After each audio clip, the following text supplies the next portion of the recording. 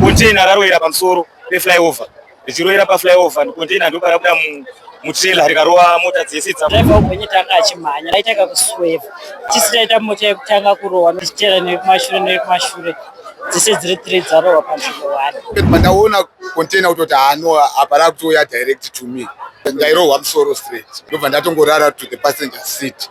That's how I survived. Feeling yandanyatsokunzwa ndaona rufu ruchitouya ndisingafungiri but ndoda kutenda mudzimai akwanisa kundidhonza. Kuwara kwake ndaona paruwa neshote bhozi akachimhanya achida kuyambura bhizi.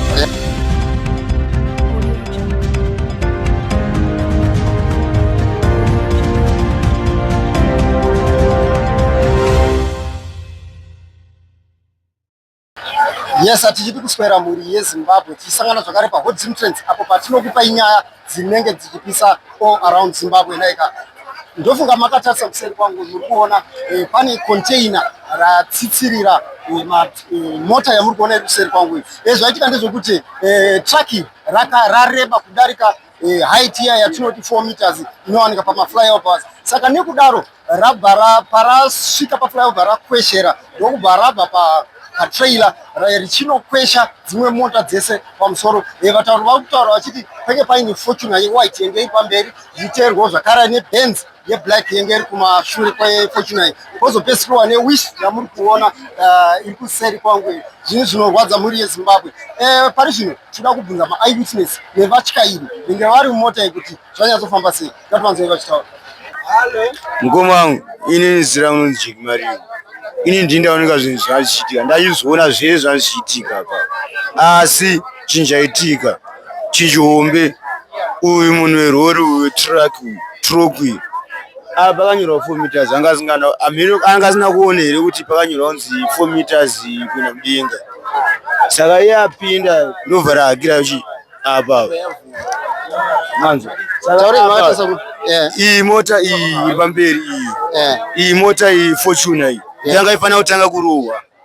Benz iyi famba chiswiza uyu kudai uyu retruck ndobva ranogara pamusoro peBenz ndobva rafamba ndobva ranogara futi dzimwe ziri kumberi.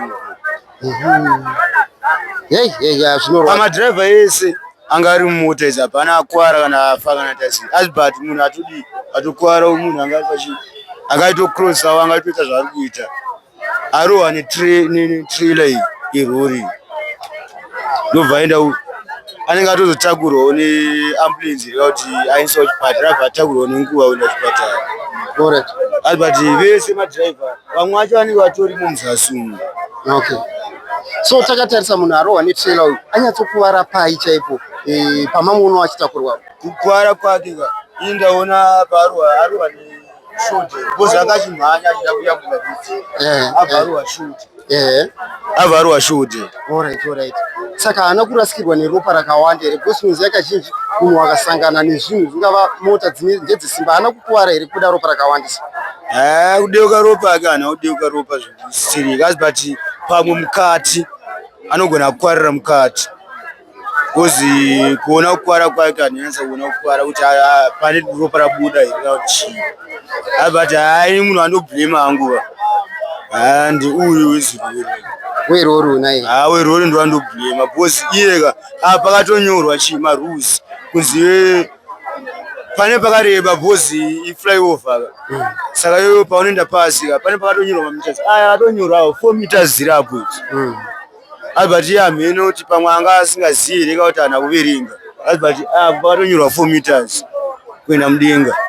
Saka zikatongodarika 4 meters haukwani. Saka iye apinza rori rake nepapo achiendawo pamwe angaida kuzama kuti pamwe rinopinde hamene kuti angada kuzama kuti asi but yatokwazisa vanhu vese ava. So yambiro yamuda kupawo kuvaridzi vematracks aya usually it's 4 meters pamaflyovers ese. Ini chikuru chanoda kutaura kumadhiraivha haufaniri kungonzi hanzi kana une license woti unogona zvese. Unofanira kuziva panonzi verenga mabhuku pane vanopiwa mabhuku ekuverenga zvedriving zvezvi zvinenge zvichiverengwa zvezvi hazvisi zvemunyepa zvezvi because iwe ukaona pakanyorwa 4 meters apa iwe uda kuzama kupinda pakanyorwa 4 meters kuenda mudenga iwe une 6 meters 7 meters unokwana here papo. Zvinorwadza chokwadi. So mashoko enyu kupesera kumhuri yeZimbabwe yakateerera panguva ino tichitarisa chiitiko chinorwadza ichi angava ni mashoko andoda kukurudzira kumhuri yeZimbabwe senguva ino yeholiday ine mhepo dzakawandisa, saka iwewe pakufamba kana iwe uchifamba nemota unofanira kufambawo wakadzikama, kwete kufamba uchiita kunge pamwe rodhi ndiyako wega kana kuti iwe ndiwe unoziva mutemo wese murodhi. Saka iwewe kana uchifamba hako murodhi unofanira kungofamba wakadzikamisa hana yako, because nguva yatiri nguva yakaoma, holiday isati yapera.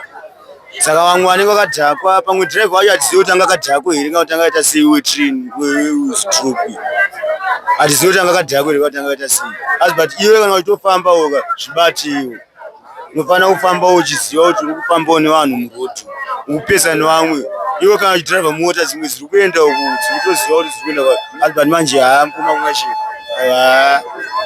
izvozvo ndinokurudzira kuti madhiraivha teedzerai mutemo, kwete kutenga malicense. Because uyu wakamutarisa pamwe anogona asina license, akaita yekutengera asina kuverenga mapepa ese. Okay, zita rangu ndoitwa Clyde Mashoshera.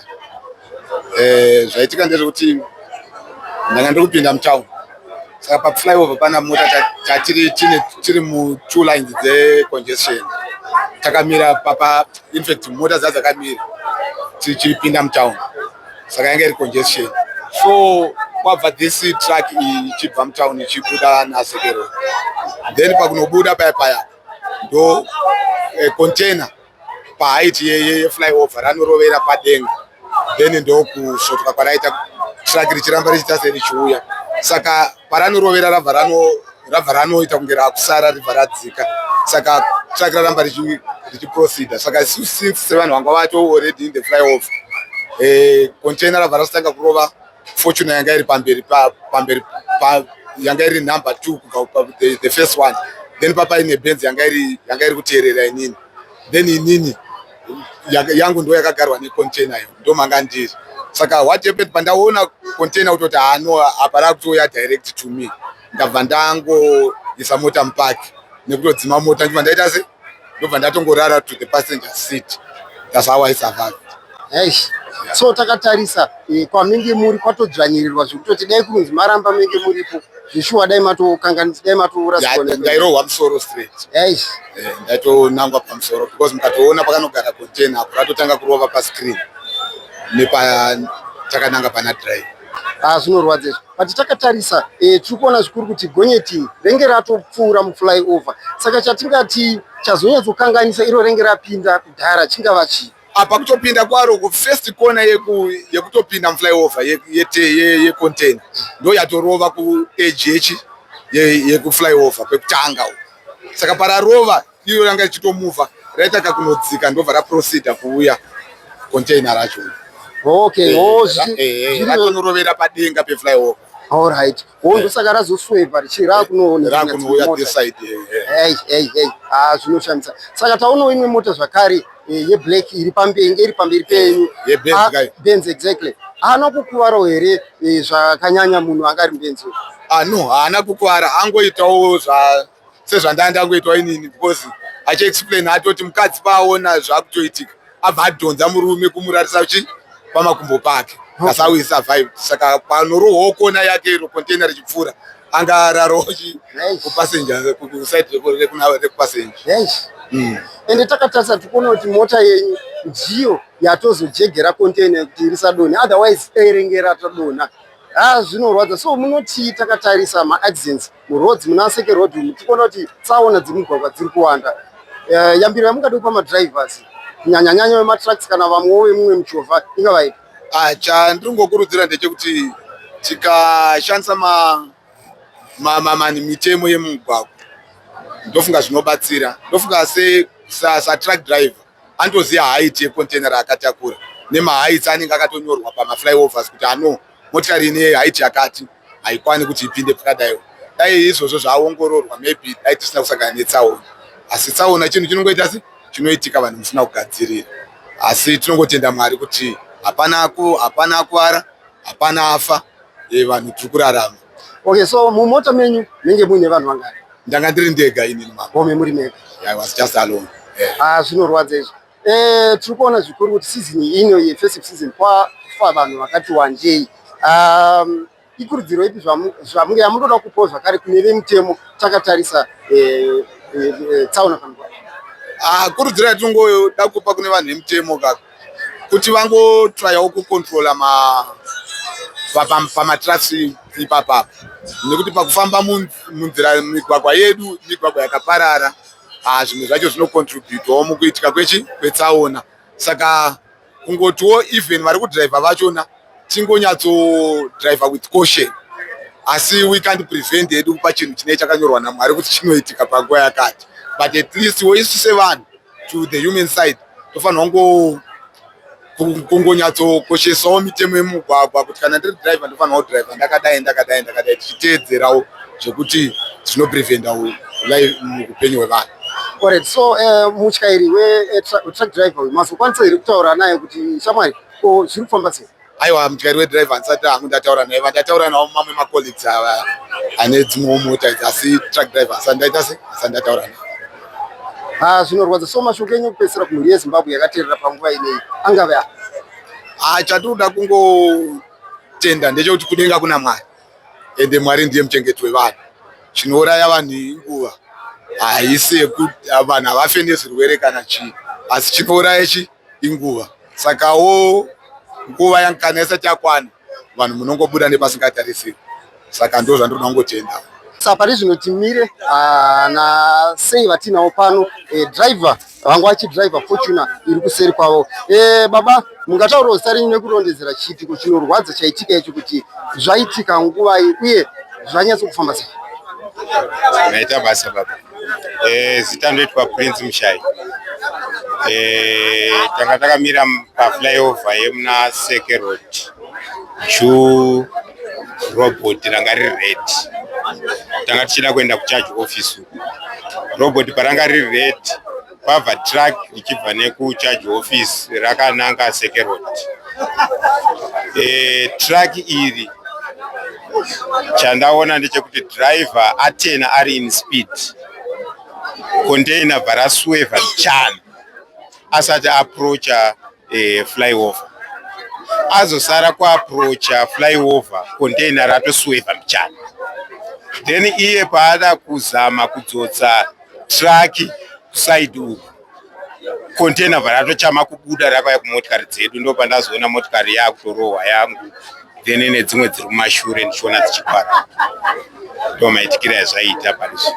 Okay, zvichireva izvo kuti parasweva apa rabva raita toziya chinhu chakasweva chinogonombokwirira mudenga, ndo zvabva zvaita kuti rizorowera paFlyover naika? Wongu baba, and isusu tandisina kwekutizira nekuti conjunction yemotikari yanga yakazara, but maitikiro azvatoita ndatozviona.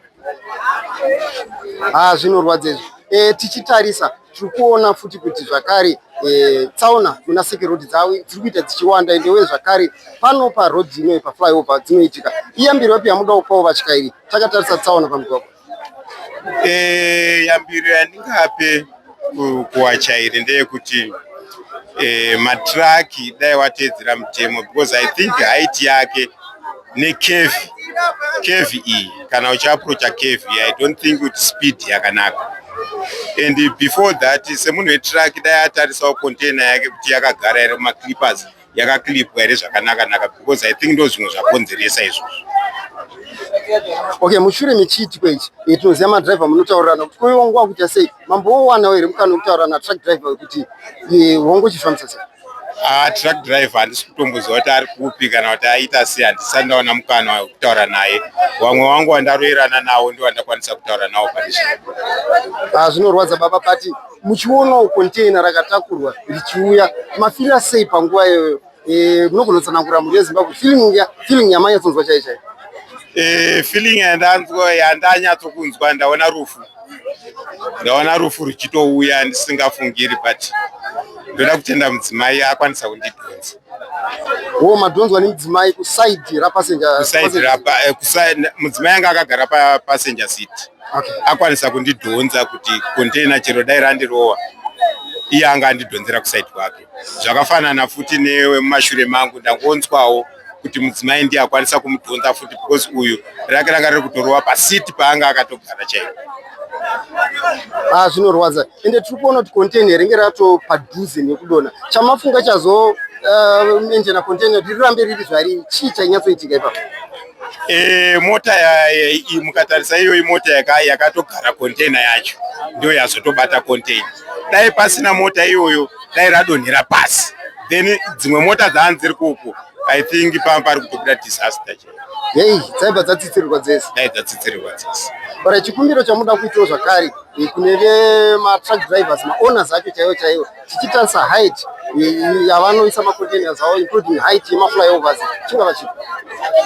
I think owner nemadrivers truck risati rasimuka ngavangu vachigara pasi. Shamwari, uri kuenda muHarare, uri kufamba nerodhi yakati. Rodhi yakati ine flyover, don't misplace. I think zvinobatsira. So mashoko enyu kupesera kumhuri yeZimbabwe yakateerera panguva ineyi angave api tichitarisa chiitiko chaitika pano nhasi?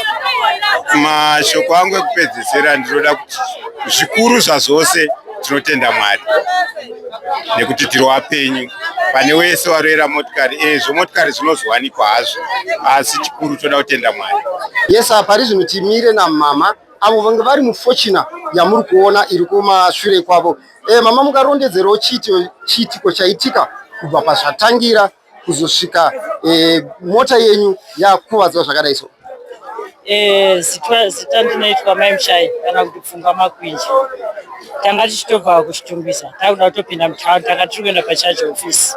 Saka juu netrafiki yanga iripo tanga tiri kufamba shoma. Tangoona Gonyeti richitena rakatakura container. Risati rasvika pakuti ripinde paFlyover raitaka kuswevha. Patiraitaka kuswevha tazongoona ratopinda kwatiri. Tisitaita mota yekutanga kurohwa nokuti dzimwe dzati pamberi dzatoenda. Asi tatozongoona takutirova tichitera nekumashure. Dzese dziri 3 dzarohwa panzvimbo 1. Chataona ndechekuti driver weGonyeti anga achimhanya nokuti dai anga ari kusiri kumhanya akadai akontrola Gonyeti rikadai isina kupinda richimhanya. Saka pakunorovera kwaraita padenga ndozvakonzeresa kuti container riswevhe riuye kwatiri. Zvinorwadza chokwadi. Tiri kuona zveshuwa kuti kunyanya kusaidi kwenge kuna driver ndo kwanyanya kukuvara. Mungatsanangurira mhuri yeZimbabwe kuti havana kukuvara here baba mungachidriver? Havana kukuvara havo. Chazoita ndechekuti ranorova container richipfuura, saka rarova maglazi richirova saidi, ivo vangosuduruka mbishana, havana kuzokuvara. Hei, zvinorwadza. Taona zvikuru kuti container ringe rareba apa paFlyover pakanyorwa 4 meters, asi zvaratidza izvo kuti container netruck iyo zvinge zvakareba kudarika. Iyambiro yepi yamuda kupawo zvakare kune varidzi vemagonyeti vematrucks aya tichisanganisirawo zvakare kune madrivers ematrucks? Handina kuziva kuti vematruck ava vanobvumirwa here kufamba mutaundi, wesi tikatarisa apa pakati petaundi ende pakatonyorwa 4 meters. Iye anga asiri kuziva here kuti truck rake riri more than 4 meters. At the same time panga pari pacafe, handioni need kuti angadai anga achimhanya. Ndo inonzi reckless driving chai, nokuti anga ari kumhanya. Dai anga asina kumhanya angadai aikontrola asina bhusu. Zvinorwadza chokwadi. So yambira yamuda kupawo vatyairi vedzimotikari pamugwagwa ingava ipi? Because taona kuti seke road zveshuwa yanyanya tsaona mumugwagwa. Iyambiro ipi yamuda kupawo vatyairi zvakare pamuroad? Yambira ndingangopa ndeyekuti patinenge tichifamba ngatizamei kuva careful, nekuti dzimwe nguva tinokonzeresa zvaakunoafekta nevasina mhosva. Ngativei careful, traya kudhraivha dzese mota kuona masaidzi ese. Zvinorwadza. Mama, manzwa sei? Tinoziva kazhinji vanhu vechikadzi tsaona yakuitika munorwadziwa zvekunyanyisa. Mafira sei mama muchiona Gonyeti container ichiuya kwamuri zvekutsitsirai? Handisi kumboziva nokuti ndikati ndine feeling pari zvino ndinenge ndichitonyimba, but handisi kutomboziva. Because mukatarisa mota yacho ndeiforeign harbor, TIP inenge ichipera, process yekuti igadzirwe inenge ichipera, bhodha vanenge vakamirira vachiti muri kupi. Saka inyaya yekuti ukanyatsozvifungisisa unopera simba. Zvinorwadza izvi mama. So mashoko enyu kupedzisira kumhuri yeZimbabwe yakateerera panguva ineyi angati chii kunyanya-nyanya takatarisa tsaona mumugwagwa? nhau yetsaona mugwagwa inoitika anytime usingatarisira usingafungidziri, saka ngatingoive careful kuchengetedza upenyu hwemunhu wese. Indetwa Brighton Katumba ndanga ndichongopfuurawo but azongonzwa zvinhu zvaitika mashure ndichingonzwa peta sound atogwe pamwe flyover ita se yadona ndichizochiokoda ndaona zvatori mahwani motikari dzatopinda mutsaona saka toti saka inhangu zvandangoya pangu ndizobvunza ndaenda kuzivawo kuti sindaona truck iri riri mutauni nguva dzino ndangaenda kubvunza kuti hapana mutemo here unotaura matracks anofambira mutauni nguva dzipi tongoti kufamba pawo haana terms anofanira kunge akapiwe ronzi anofamba uye paanosumuka kubva kumagaraji awo since chiona kuti iri truck hombe I think 30 ton uye rakatakura container parinosumuka kubva kugaraji kwaro harina kutorwa mameasurements ero rakareba sei uye since iri truck rakadai so vanoziva maflyovers edu akareba zvakaita sei since akareba kudaro zvangu vachiziva vanode kubva vari parutu yekuti rinofamba naro ravanoziva kuti harizokonzere njodzi. Zvinorwadza. So pachiitiko ichi hapana vakuvara here? Wozi tiri kuona zvikuru motikari dzakuwadzwa, hapana here vakuvara pachiitiko ichi? Ini ndandichipfuura nepo pandacheuka zvangu wandaona physically kuti yakakuvara hapana, pandisingaziva ngo ari moto kuti hapana akwarira mukati here kana kuti aita sei. Tiri kuona seke rodhi zvikuru iri kuwanda njodzi mumigwagwa. Iyambiro yepi yamuda kupa vatyairi vemota pamigwagwa? Yambira tingangope vatyairi vemota tinongoti ngavatedzere mitemo yose yavanotaurirwa neTraffic Safety Council of Zimbabwe. I think kune anonzi matraffic educator anenge akamira mugwagwa nguva nenguva achitsanangura vanhu zvizere maererano nemufambiro eparodhi. Saka ndinongokurudzira kuti vatedzere zvinhu zvakaita seizvozvo zvese zvangu vachidzidziswa kuti kana vachisvikawo kana pamaflyova akadai usati wapinda chekutombomisa kana truck rako wototaura kuti naita kuti ndimboona kuti rinokwana here, wombongoita ukatarisa nemaziso uchingoona usati wapinda, kwete kuti wapinda wazonzwa zvaitika wozoti ndandisingazivi asi kuda kushanda nefungidziro totishande nezvinhu zvatingaita se tichinyatsoona zvepaground because handimbofunga kuti tingete mhosva yekuti paanga chibva kwanga chipo asvika amira paanga kuaprocha flyover obva ati ndinoda kuti anamboona kuti tinokwana here pasina patsapaitika inonzi njodzi sezvazvaitika izvi tikuona kuti anocheka ngokuti motikari ingebva kubva nditoona kuti haisei munhu I think yanga itosudzuka kwanga achibva ndizoda ngo anozobatsirwa sei uye achabatsirwa sei kuti igadziriswe fast adzokere pamwe anga akahaya pamwe ngaita sei kwakabva nemota pamwe atokumbirawo so handizivi kuti kune kwaabva uye kwachadzokera kana anga akahaya achanozvitsanangura sei kana kakahaya mota pane mari madhiposita unosiya anenge akawanda pamwe 1000 chacho kana 2000 handizivi kuti ndeyake here kana kuti but achanga aitodzoka wada kuenda saka nazivi kuti process yacho achanga achizobatsirwa sei pakuti agadzirisirwe motikari. Ndingangoti ndaona tsaona yaitika but matsaona epaflyova iyi asi matsaona ekutanga because makatasa saini iri apo yeblack iyo haisi saini yekuti munhu asingazive nezvemarara nekuziva automatic tore yeblack apa fanira vakasasa michine reflector isiri saini yakaisa yeblack iyo the same time futi apa panogadzirwa marodzi parikugadzirwa marodzi necouncil havasi kukwanisa kusiya gap re4 meters area because arikamba achiswowedzera ndizvo dzimomende vanenge vachiwedzera ndodzimomende yekuti apa pane pachiita se pachisungukira pachikwirira okay saka ndo challenge yandiri kuona kuti vanofanira kuchinja makatati tasita sekona apa 4 meters ndepeblack apaoneka apa katasa another side apa hapana imwe sign iripo vangwesa one side chete ofisha vanhu vakaisa maside ese ari white nesomething chinoreflecta not black.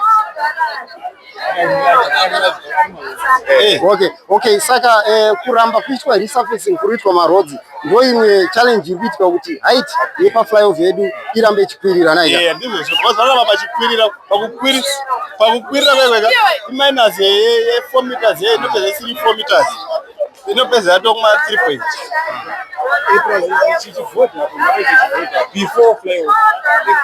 saka kurudziro yamungaito kune maresponsible authorities kunyanyanyanya municipality of Harare takatarisa marodzi hapana here zvimwe zvamunoda kuti zvinge zvichiitwa padhuze neflyova? Mareflections akanyanya mareflector before pane chinhu ichi pane kuti kuti mazviripo hapana reflection inorakidza iripo kana tobvisa izvi zvimabillboards zvoita reflection direct mabillboards ese emacompanies zvobva izvo pesika zvinochengetedza upenyu hwevanhu. Alright, inini zita rangu ndinonzi Chibrota Julius. Zvaitika paichitiko ichi Gonyeti ranga richibva kuna paintersection yaJulius Nyerere naKenneth Kaunda richipinda flyover yeSeke Road. Saka Gonyeti container rarowera pamusoro peflyover. Richirowera paflyover container ndo parabuda mutrailer rikarowa mota dzese dzamuona apa idzi. Parowa mota dzinenge dzinosvika 6 dzichikwaturwa pamusoro apo. Ore saka takatarisa mumota umeke mune vanhu vangani? Mumotokari dzipi? Mumota ndaona pane mota mbiri dziripo. Meke mune vanhu vangani ende vakuvara vangani? Mumotokari dzandaona idzi handisati ndakwanisa kuziva hangu kuti vakuvara vangani. Asi dzimwe mota dzadzine vanhu tutu, vamwe ndo vapotswa, vamwe vangorowera waita impact. Asi vanhu varipo vakuvara vanokwanisa kuita 4 wandaona. Zvinorwadza. Saka chamungafunge chanyatsokonzeresa kuti nhingi iri done, container ridone chingava chii? Inini sofungidzira kwangu ndaona sezvo pakanyorwa height yakanzi 4 meters. Pamwe werori haana kukwanisa kuti awerenge 4 meters dzakanyorwa. Saka rori rarowera mudenga muflyover. Ndo zvakonzeresa kuti container ridone. Alright, asi takatarisa tinoziva kazhinji panosimbopfuura nemagonyeti akati wandei. So sei iri razorowera paflyover? Ndisingazivi hangu pamwe flyover ndo yadzikira. Kuti flyover ndo yadzikira. Pamwe flyover ndo yadzikira noti container chitrasa rarowera nemudenga. Okay. Rarowera mudenga rarowera. Zvinorwadza. So hapana kuvara iri pachitiko chaitika ichi? Pachitiko chaitika ichi panowangokuvarawo mbichana warowera. Alright. Vakuvara paichaipo chaipo? Aiwa, pawakuvara chaipo ndo pandisiri kunatsoziva kuti wakuvara papi.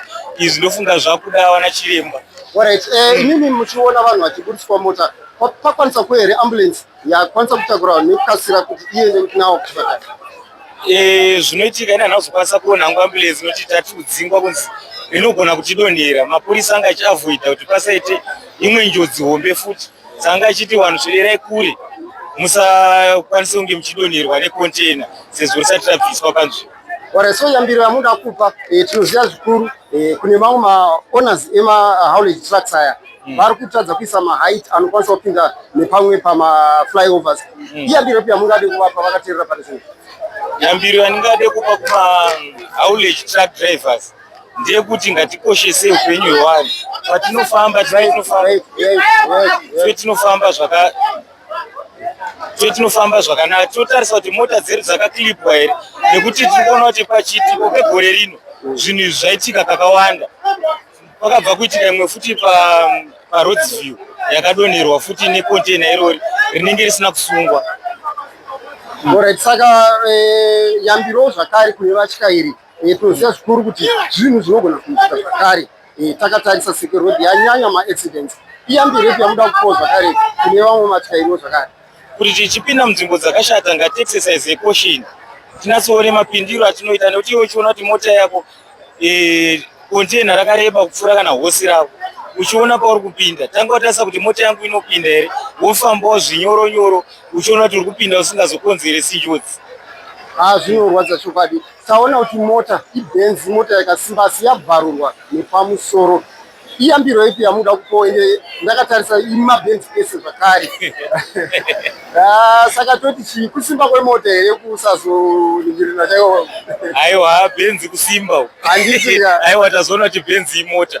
Inini semaonero angu panapa isi tinoshandira panapa magonyeti mazhinji apa unoona mazhinji acho tisi tinotomadzosa kuti apa nehaiti iri apa idiki nemagonyeti anopinda pa ndokuda chikonzero kwekuti hapana zvimasaini kana zvimabhodhi zvinoratidza kuti munhu aziva kuti container rake rakareba sei. Saka pachanokurudzira pa ndechekuti dai vekanduro vaisawo zvimabhodhi zvinoitika kuti vanhu vaone kuti nzvimbo yavari kuenda yakaita sei, yakareba zvakaita sei. But pamanzwa chitiko ichi kuti chaitika muchinzwa noise yekudregeka kwecontainer, mafila sei baba sezvo mataura kuti panapo munosimbobatsira vanhu vanenge vaita tsaona vakawanda?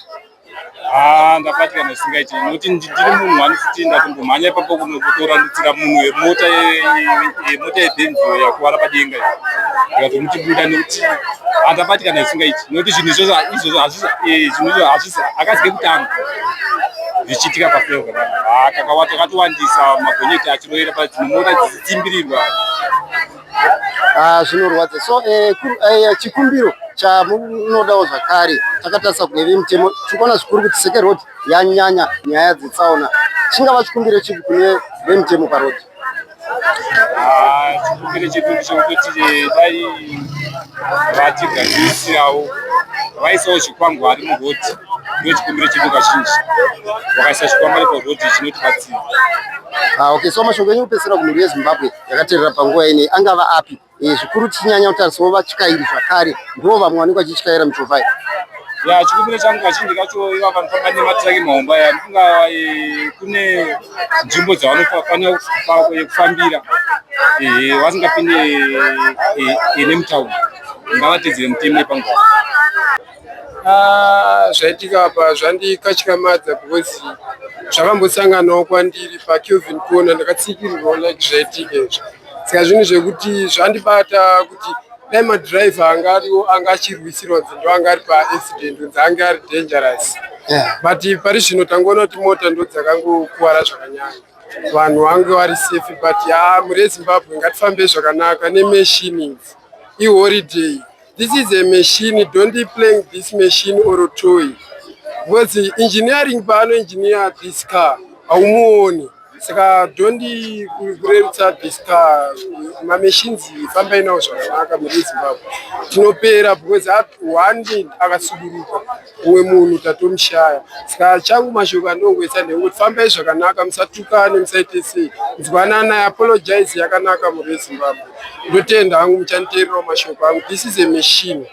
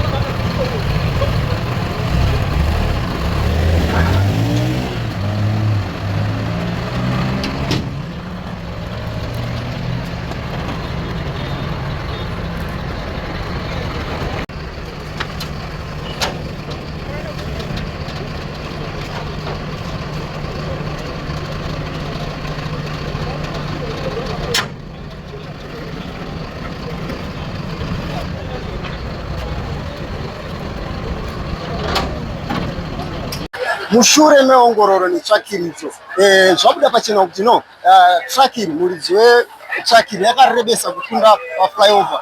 Zviri izvo zvazokonzeresa kuti container redu riitwe moved away from our trailer zvichikanganisa dzimwe mota dzinge dzichifamba. Pari kunzi pakuwarawo zvakare munhu wanakuwara pashoulder apa amhanyiswawo kuchipatara zvakare.